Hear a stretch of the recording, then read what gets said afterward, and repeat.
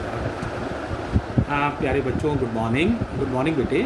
और ये ना आज तुम्हें पता ही है हम लोग यूनिट 2 में ही आगे वर्क कर रहे हैं। यूनिट 2 है, चैप्टर 1 है। चैप्टर 1 यूनिट 2 चैप्टर 1 और लेक्चर नंबर है ये बच्चों, लेक्चर नंबर 8। लेक्चर 8 आज जो हम लोग बच्चों डिस्कस करेंगे ना, वो 3 चीज़ों पर डिस्कस करेंगे। एक तो डिस्कस करेंगे रेजिस्टेंस इन सीरीज़, एक डिस्कस करेंगे रेजिस्टेंस इन पैरेलल, और बच्चों इनके न्यूमेरिकल्स हैं जो कि काफ़ी इम्पॉर्टेंट हैं, तो उन पर भी हम लोग फोकस करेंगे। और एक चीज़ और बच्चों पढ़ेंगे, colour code of carbon resistances. तो इन 3 चीज़ों पर हम लोग बेटे आज ना डिस्कस करेंगे, तो सभी लोग केयरफुल रहो। तो लेक्चर 8 में मैं डिस्कस करूंगा सबसे पहले रेजिस्टेंस इन सीरीज समझ रहे हो? तो देखो हेडिंग में लिख दे रहा हूँ, रेजिस्टेंस इन सीरीज। मान लो बेटा 3 रेजिस्टेंस है, ये पहला रेजिस्टेंस हो गया R1, ये दूसरा रेजिस्टेंस है R2, ये तीसरा रेजिस्टेंस है R3। तीनों एक बैटरी के अक्रॉस कनेक्टेड हैं। ये बैटरी है और इसका पोटेंशियल डिफरेंस है V। बैटरी का V जो है ना, वो पोटेंशियल डिफरेंस है, पोटेंशियल नहीं है, पोटेंशियल डिफरेंस है। और ये है रेजिस्टेंस का नाम R1, इसका नाम है R2, इसका नाम है R3। अच्छा, मालूम है करंट किधर से चलती है? बैटरी में कितने टर्मिनल होते हैं? 2। ये जो बड़ी लाइन है ना, ये बेटे पॉजिटिव टर्मिनल को इंडिकेट कर रही है, ये छोटी लाइन नेगेटिव टर्मिनल को इंडिकेट कर रही है। करंट पॉजिटिव टर्मिनल से चलाई जाती है। मान लो ये करंट चलने वाली I है, देखो एक ही रास्ता है, I इस तरह से चलेगी। देखो मैंने लिख भी दिया है कहाँ कहाँ से I चलेगी, केयरफुली देखो। तो देखो तीनों रेजिस्टेंस से बहने वाली करंट I क्या है? सेम है, अलग अलग करंट नहीं चल रही है। बहुत इंपॉर्टेंट पॉइंट है, हमेशा याद रखो। सीरीज़ में सारे रेजिस्टेंस एक ही रास्ते में पड़ते हैं और उनसे बहने वाली करंट सेम होती है। अब मान लो इस करंट के प्रभाव से इस पर जो पोटेंशियल ड्रॉप आया वो V1 है, इस पर जो पोटेंशियल ड्रॉप आया वो V2 है, और इस पर जो पोटेंशियल ड्रॉप है वो V3 है। पोटेंशियल ड्रॉप और पोटेंशियल डिफरेंस एक ही बात है, कोई अंतर नहीं है। V1 is the potential drop across R1, similarly V2 is the potential drop across R2, and V3 is the potential difference या ड्रॉप अक्रॉस R3। एक फंडामेंटल इक्वेशन या ओबे होती है बेटे, कुल लगाया गया वोल्टेज इन तीनों वोल्टेज के सम के बराबर होता है। देखो मैं 3 वर्ड बोलता रहता हूँ, पोटेंशियल ड्रॉप, पोटेंशियल डिफरेंस और वोल्टेज। तीनों का मीनिंग एक ही समझना, कोई अंतर नहीं है। बोलने में ये 3 अलग अलग शब्द हैं, मीनिंग अलग अलग नहीं है, एक ही मीनिंग है बेटे, है ना। तो V1 plus V2 plus V3। अब कल ओम्स लॉ पढ़ा था, V बराबर क्या था? IR, परसों ही पढ़ा था बल्कि कल नहीं, है ना। तो V बराबर IR, याद है ओम्स लॉ? तो V की जगह क्या लिख दोगे? IR। अब बताओ V1 की जगह क्या लिखोगे? I1 R1 नहीं करना, कोई करंट तो सभी में से सेम चल रही है ना, तो IR1। V2 की जगह I2 R2 नहीं करना, IR2, क्योंकि करंट सब में से सेम है बेटा। Similarly IR3।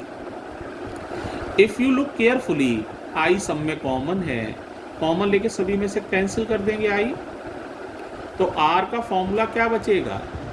R1 plus R2 plus R3। ये बेटे रेजिस्टेंस का फॉर्मूला है। यहाँ ना छोटा सा S लगा दे रहा हूँ, सोचो क्यों लगाया होगा? ताकि याद रहे ये रेजिस्टेंस इन सीरीज़ का फॉर्मूला हमने बनाया है, ठीक है। अच्छा, आज की डेट और बता दो क्या है? शायद 22 तारीख है, तो 22 अप्रैल 2020 ऊपर लिख दिया है ताकि याद रहे इस डेट का ये लेक्चर था, ठीक है।